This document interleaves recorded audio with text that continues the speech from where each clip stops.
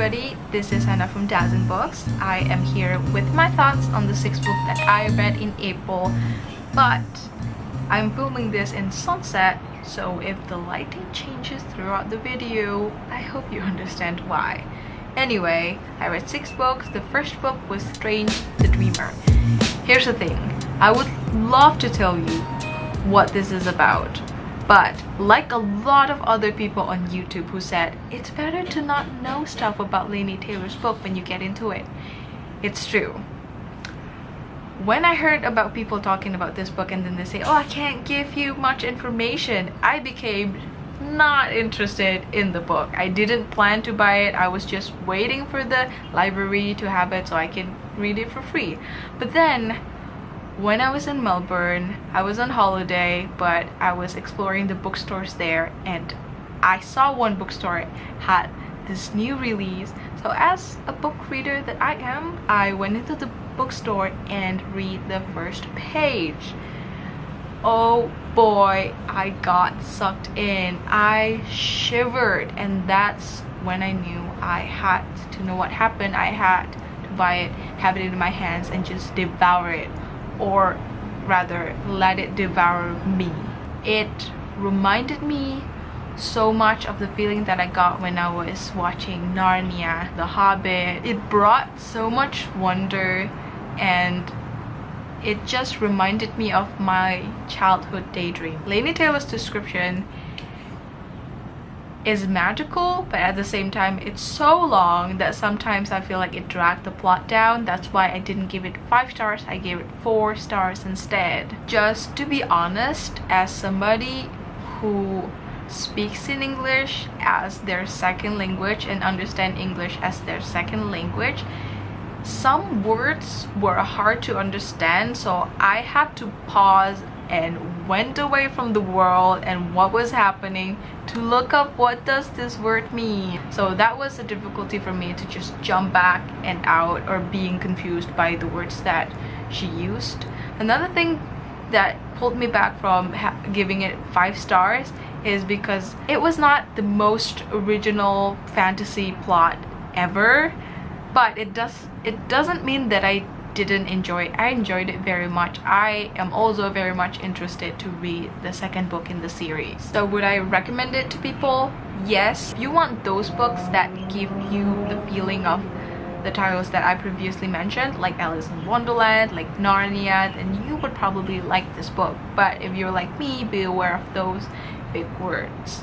So the next book that I read was the last book of Daughter of Smoke and Bone by Laini Taylor.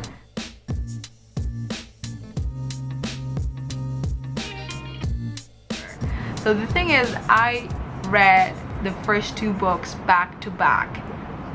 Back then I mean like 2 or 1 year ago.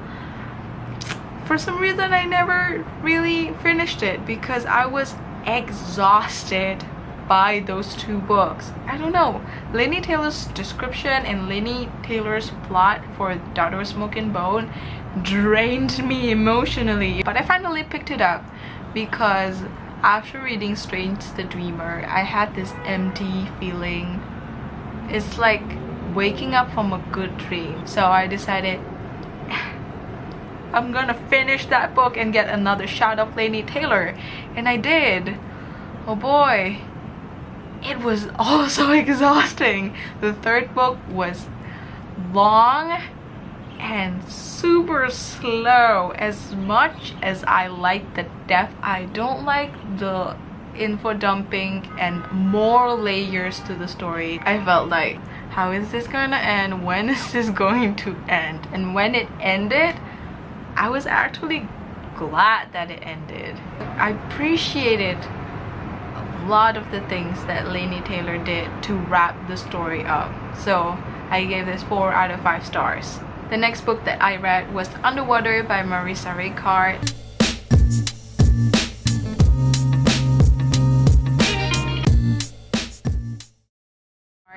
And I didn't read this in English version but in Indonesian version instead because Penerbit Spring translated it and was kind enough to send me a copy so that I can read it and give it a review.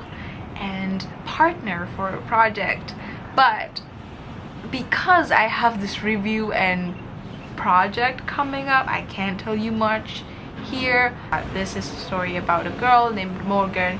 She is still in high school, but because of an incident in high school, she decided not to go out of the house at all until this guy, he comes along and he inspired her to just live again. If it sounds like everything, I promise you it is different, and it's so much more than just girl and boy situation. It's about family, it's about grief, and it's about loss. Wait for my review and my project. It's very exciting. In the end, one of you will be able to get a free copy of this, so hit that subscribe button and wait until the information comes out. The last 3 books that I read back to back in April were the series called Shades of Magic by V.E. Schwab. The first book is called A Darker Shade of Magic. I gave it 4 out of 5 stars. The second book is called A Gathering of Shadows. I gave it 3 out of 5 stars. The third book is called A Conjuring of Light. I gave it 4 out of 5 stars. In the first book, we met Cal. Cal is a rare magician who is an Antari, which means that he doesn't only get to control elemental magic, but he can also control blood magic. It sounds creepy. It kind of is, because it's a dark kind of magic. This blood magic lets him to travel between alternative Londons. So the first London is the Red London, where Cal is from, and Cal is a part of the royal family. He is actually also the royal messenger. He passes the message between the royal court of the Red London to the White London and the Grey London. White London is where magic was treated poorly and people tried to control magic, but magic didn't want to be controlled, so it consumed the people and the city became dying, desperate city, and now they're ruled by 2 mean people, while the Grey London is our mundane, no magic. Cal usually passes the messages around, but he's also a smuggler on the side, and that shouldn't have happened, so that brought him trouble. The trouble was he was given this dark artifice. It was dark and powerful and bad, and that dark artifice was stolen from him by a thief. He got it back, and somehow he and the thief decided what to do next with the dark artifice. I give the series in general 4 out of 5 stars. So this was the first time I read anything from V.E. Schwab, and I can say that I like the writing. It's to the point, but at the same time it's descriptive and it's witty. It's not hard to read as an adult fantasy book. I would say that if you're a young adult wanting to read an adult book, or if you're an adult wanting to read fantasy book, this would be a great starting series. I'm Hannah. I'll see you next time. Bye!